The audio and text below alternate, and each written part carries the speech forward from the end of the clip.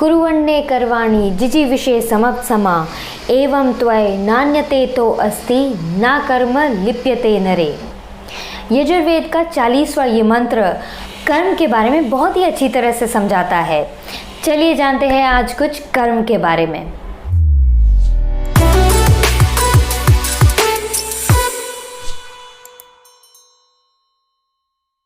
Hi, my name is Avni and I welcome you back to my channel Following with Us। जिजीविषे सता समा मतलब हमें कम से कम जीवन 100 साल तक जीना है, ऐसी कामना करनी ही चाहिए। वेद में बताया गया है, ऋग्वेद में बताया गया है कि हमें जीने की इच्छा कम से कम 100 साल तक की होनी ही चाहिए। 100 साल तक की इच्छा होनी चाहिए, लेकिन कैसे? कुर्वन्ने वे कर्माणि मतलब हमें तंदुरुस्ती वाली जीवन जीनी चाहिए। 100 साल तक जिए लेकिन बीमारी से नहीं, 100 साल तक जिए लेकिन तंदुरुस्त जीवन जिए। और तंदुरुस्त जीवन जीने के लिए हमें कर्म करना चाहिए, कर्म करते ही रहना चाहिए।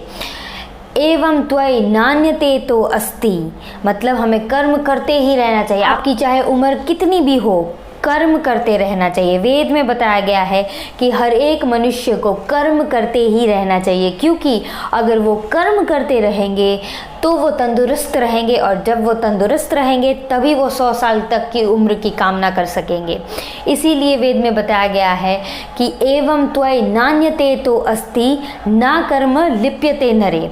इसके अलावा, कर्म करने के अलावा कोई विकल्प ही नहीं है। इसके अलावा एवं त्वयि नान्यते तो अस्ति, इसके अलावा अन्य कोई विकल्प ही नहीं है। कर्म करते ही रहना पड़ेगा। ना कर्म लिप्यते नरे मतलब अगर हमें हमारे जीवन में उन्नति चाहिए तो हमें कर्म करते ही रहना पड़ेगा। अगर हम कर्म करते रहेंगे जीवन में उन्नति प्राप्त होगी। कर्म करने चाहिए, लेकिन अब कर्म कैसे करने चाहिए? कर्म 3 प्रकार होते हैं, अच्छे कर्म, बुरे कर्म और मिक्स्ड कर्म। अब अच्छे कर्म तो आपको बिल्कुल अच्छी तरह से पता होगा। अच्छे कर्म करना यानी माता पिता की सेवा करना, पशु पक्षी की सेवा करना, यज्ञ करना, ये सब अच्छे कर्म है। बुरे कर्म यानी चोरी, डकैती, किसी का नुकसान पहुंचाना, झूठ बोलना, ये सब बुरे कर्म है। लेकिन मिक्स्ड कर्म, अब आप पूछेंगे कि ये मिक्स्ड कर्म क्या होता है? मिक्स्ड कर्म वो होता है जिसमें दोनों मिक्स्ड होते हैं, मतलब इसमें बुरा कर्म भी होता है और अच्छा कर्म भी होता है, जो नॉर्मली हम सभी करते हैं। अच्छा कर्म और बुरा कर्म दोनों एक साथ। जैसे मान लीजिए उदाहरण के लिए, आप जिस सिटी में है उस सिटी में बस, जो लोकल बस होती है, वो स्ट्राइक पे चली गई है। उन्होंने स्ट्राइक कर दी है। बसेस की स्ट्राइक होने की वजह से सारे पैसेंजर्स जो है वो ऑटो रिक्शा में चले गए। अब ऑटो रिक्शा वालों को ये बहुत ही अच्छी तरह से पता है कि कस्टमर्स को हम ही सर्व कर पाएंगे, इसलिए ऑटो रिक्शा वाले जो होते हैं वो क्या करते हैं कि अब वो 20% हाइक लेंगे। जितने नॉर्मल जो भी रेट्स थे ना, उससे 20% हाइक लेंगे, मतलब 20% वो ज़्यादा लेंगे। अब इसमें क्या होता है कि ऑटो रिक्शा वाला जो है वो अच्छा कर्म भी करता है, क्योंकि वो पैसेंजर्स को अपने घर तक पहुंचाता है। और दूसरा जो गलत कर्म है उसके साथ साथ वो ये भी है कि ऐसे वक्त में उसको नॉर्मल चार्जेस लेने चाहिए थे, या तो फिर नॉर्मल से कम लेने चाहिए थे। इंस्टेड ऑफ दैट उन्होंने ज़्यादा लिए, 20% ज़्यादा लिए, इसलिए इसमें दोनों मिल गया। लेकिन ये गलत काम पूरा नहीं कह सकते, क्योंकि वो पहले से ही बता रहा है, पहले से आपको इन्फॉर्म कर रहा है कि 20% में ज़्यादा लूँगा। अगर वो बाद में आपके उतरने के बाद वो आपको इन्फॉर्म करता कि इसमें 20% ज़्यादा लगते, तो वो चीटिंग कहलाता, तो वो गलत काम कहलाता, तो वो बुरा काम कहलाता, बुरा कर्म कहलाता। लेकिन उसने पहले ही बता दिया। इसका मतलब ये है कि इसमें वो अच्छा कर्म भी कर रहा है और बुरा कर्म भी कर रहा है। हम रूटीन लाइफ में ऐसे बहुत सारे कर्म करते हैं जिसमें हम अपना खुद का फ़ायदा देखते हैं, हम खुद का बेनिफिट देखते हैं, उसके बाद ही वो कर्म करते हैं। जिस भी कर्म में आप अपना खुद का बेनिफिट देखें, आप खुद का प्रॉफिट देखें, फ़ायदा देखें, उसे सकाम कर्म कहते हैं। मतलब कर्म तो आपने अच्छा किया, लेकिन उसमें आपने आपका फ़ायदा देखा, उसे सकाम कर्म कहते हैं। कर्म जो 2 प्रकार के होते हैं, निष्काम कर्म और सकाम कर्म। उदाहरण से अगर समझाऊं तो हम जब जॉब करते हैं, कोई भी प्रकार का जॉब करते हैं, हम अपना 100% देते हैं, बहुत ही अच्छी तरह से कार्य करते हैं, लेकिन वो कार्य सकाम कर्म क्यों है? क्योंकि उसके बदले में हम उनसे सैलरी एक्सपेक्ट करते हैं, क्योंकि वो सैलरी एक्सपेक्ट करना तभी हम काम करेंगे। अगर उन्होंने बोल दिया कल से हम सैलरी नहीं देंगे तो शायद हम उतना अच्छी तरह से काम करना तो छोड़ो, हम शायद बिल्कुल भी काम ना करें, क्योंकि हमें पता है कि हम जब ये काम करेंगे तो उसके बदले में हमें रिटर्न में ये मिले, उसे सकाम कर्म कहते हैं। अब आप बोलेंगे कि शायद सैलरी तक तो ठीक है, लेकिन अब आप हमें ये बताइए कि ये लोग जो डोनेशन करते हैं, चैरिटी करते हैं, क्या ये भी सब सकाम कर्म है? तो उसका आंसर ये होगा कि अगर आप कहते हैं कि आप चैरिटी कर रहे हैं, अगर आप डोनेशन कर रहे हैं, किसी को हेल्प कर रहे हैं, किसी को मदद कर रहे हैं, तो ये बिल्कुल अच्छा कर्म है। लेकिन अगर आप ये पब्लिसिटी स्टंट के लिए कर रहे हैं, अगर आप इसमें पॉपुलर होना चाहते हैं, अगर आप इसमें फेम पाना चाहते हैं, या तो फिर पिछले कुछ दिनों में या पिछले साल में, पिछले कुछ दिनों में आपने कुछ गलत कार्य किया है, गलत कर्म किया है, आपकी इंप्रेशन गलत पड़ी है, तो उसको सुधारने के लिए आप ये डोनेशन और चैरिटी वो सब कर रहे हैं। मतलब आपको इन शॉर्ट में पता है कि कुछ ना कुछ तो रिटर्न में मिल ही रहा है। पैसे मिलना ज़रूरी नहीं है, उसके बदले में कुछ भी एक्सपेक्टेशंस हो, आपकी वाहवाही हो, आपकी तारीफ़ें हो, तो वो भी सकाम कर्म ही है, वो निष्काम कर्म नहीं कहा जाएगा। क्योंकि आपको पता है कि आप जिस भाव से वो कार्य कर रहे हैं उसमें आपने रिटर्न का एक्सपेक्ट ज़रूर किया है, तो वो सकाम कर्म हुआ। सकाम कर्म करना कुछ गलत नहीं है, लेकिन वेदों के अनुसार कर्म करे तो निष्काम कर्म करे। अब आप मुझसे पूछेंगे कि ये सब तो ठीक है, लेकिन हमें पता कैसे चलेगा कि ये कौन से टाइप का कर्म कर रहा है?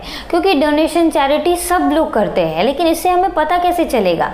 बिल्कुल ठीक, लेकिन इसका आंसर केवल और केवल खुद ही बता सकता है, क्योंकि हमें खुद को ही पता होता है कि हम जो कार्य कर रहे हैं क्या वो निष्काम कर्म है।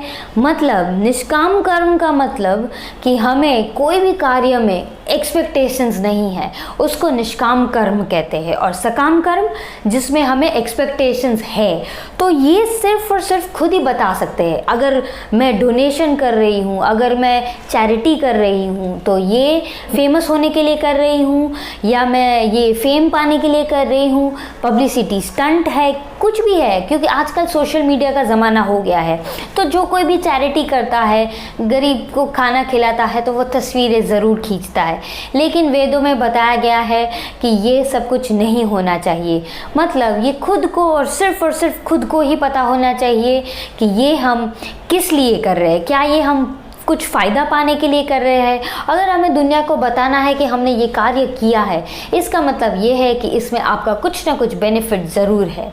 निष्काम कर्म का मतलब ही यही है कि जो भी कर्म हम कर रहे हैं वो सिर्फ और सिर्फ परमपिता परमात्मा को ध्यान में रखते हुए कर रहे हैं, परमपिता परमात्मा के लिए ही कर रहे हैं, परमपिता परमात्मा आज्ञा के अनुसार हम कर रहे हैं, वेदों के अनुसार हम जीवन जी रहे। वेदों जो हम सिर्फ और सिर्फ परमपिता परमात्मा को याद करते हुए कर रहे हैं, सिर्फ और सिर्फ परमपिता परमात्मा के लिए कर रहे हैं, वेदों के अनुसार कर रहे हैं, जिसमें रिटर्न की कोई भी अपेक्षा ना हो, चाहे कितना भी कठिन रास्ता क्यों ना हो, हमें उसी रास्ते पे चलना होता है। क्योंकि ऐसे रास्ते में हमेशा हमें अशब्द भी सुनने पड़ते हैं, बहुत कुछ सुनना पड़ता है, लेकिन आपको पता है कि मैं ये आपके लिए नहीं कर रहा हूँ, ये मैं परमपिता परमात्मा के लिए कर रहा हूँ या कर रही हूँ। इसलिए ये आपको ध्यान में रखते हुए, उनको निगलेक्ट करते हुए सिर्फ और सिर्फ परमात्मा के लिए करना है, सिर्फ और सिर्फ परमात्मा को याद रखते हुए करना है, उसे निष्काम कर्म कहते हैं। अब निष्काम कर्म के एग्जाम्पल्स बहुत सारे हैं, जैसे गरीब को दान करना, गरीब को हेल्प करना without any publicity, without any fame, सच्चे मन से, सच्चे दिल से गरीब की सेवा करना, पशु पक्षी की सेवा करना, देश की सेवा करना, वेदों के बारे में पढ़ना, वेद के बारे में ज्ञान देना, ये सब निष्काम कर्म कहते हैं। ये सब कर्म ऐसे कर्म है जिसे करते हुए हमें अंदर से ही परम आनंद महसूस होता है। कोई भी उम्मीद ना रखे, उनसे कोई भी उम्मीद ना रख के भी जो आनंद मिलता है, जो खुशी मिलती है, उसे निष्काम कर्म कहते हैं। और निष्काम कर्म में सकाम कर्म से भी ज़्यादा खुशी मिलती है। अंदर से आप सेटिस्फाइड फील करते हैं, हमें बहुत ही आनंद महसूस होता है, बहुत ही परम खुशी मिलती है। अब आप खुद से पूछिए कि आप पूरे दिन में अच्छे कर्म कितने करते हैं, और अच्छे कर्म जितने भी करते हो उनमें से निष्काम कर्म कितने करते हो। क्योंकि कोई भी कर्म हम जब करते हैं तो उसमें एक्सपेक्टेशंस ज़रूर होते हैं, लेकिन उसको सकाम कर्म कहते हैं। अगर आप सकाम कर्म की प्रैक्टिस करते रहे तो आप निष्काम कर्म ज़रूर कर सकेंगे। क्योंकि बिना कुछ उम्मीद लगाए कोई भी कार्य करना बहुत ही डिफ़िकल्ट है, लेकिन ऐसा नहीं है कि हम निष्काम कर्म बिल्कुल नहीं कर सकते। वेदों के अनुसार अगर आपको चलना है तो आपको निष्काम कर्म ही करना पड़ेगा। इसलिए अगर आप सकाम कर्म की पहले प्रैक्टिस करें तो उसके बाद निष्काम कर्म तो आप इजीली कर पाएंगे। यजुर्वेद का 40वां अध्याय का दूसरा मंत्र, कुर्वन्ये कर्माणि जिजीविषे सता सम एवं त्वय नान्यते तो अस्ति ना कर्म नित्यते नरे। Thank you so much guys for watching my video till the end. अगर आपको मेरा वीडियो अच्छा लगा तो do like, share and subscribe to my channel. Thank you so much for watching till the end. जय हिंद, जय भारत।